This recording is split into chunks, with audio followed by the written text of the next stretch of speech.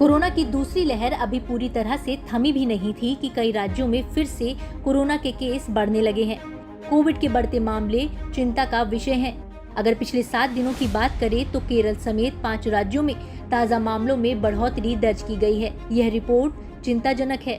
महाराष्ट्र के 15 जिलों में कोरोना के बढ़ते मरीजों ने राज्य और केंद्र सरकार की चिंता बढ़ा दी है। अभी देश में सबसे ज्यादा कोरोना के मरीज इसी राज्य के हैं। अगर जुलाई के पहले 11 दिनों की बात करें तो महाराष्ट्र में कोरोना के 88,130 नए मामले सामने आए।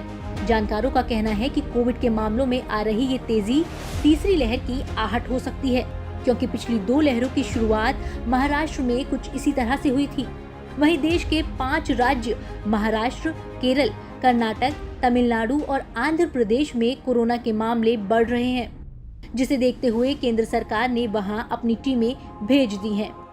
कोरोना के इन बढ़ते आंकड़ों से ये आशंका जताई जाने लगी है कि अगले महीने यानी अगस्त में तीसरी लहर आ सकती है, क्योंकि जो आंकड़े रोजाना कम होते जा रहे थे वो अचानक बढ़ते नजर आ रहे हैं।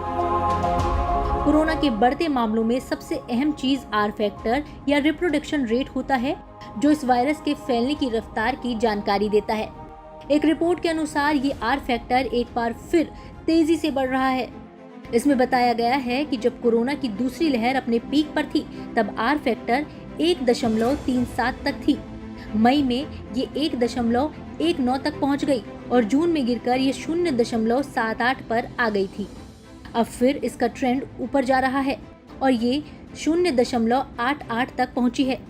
इसका मतलब ये हुआ कि कोरोना वायरस से संक्रमित किन्हीं 100 लोगों का ग्रुप करीब 88 लोगों को ये संक्रमण दे सकता है।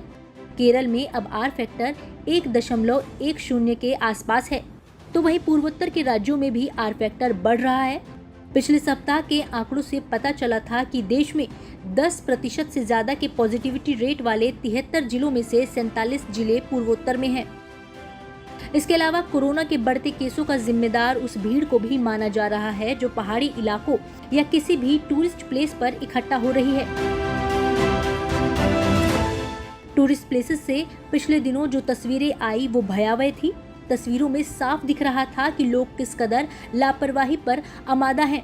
ना तो उनके मुंह मास्क से ढके हैं, ना वो सोशल डिस्टेंसिंग का पालन कर रहे हैं। लोगों का इस तरह का रवैया कोरोना का खतरा और बढ़ा रहा है।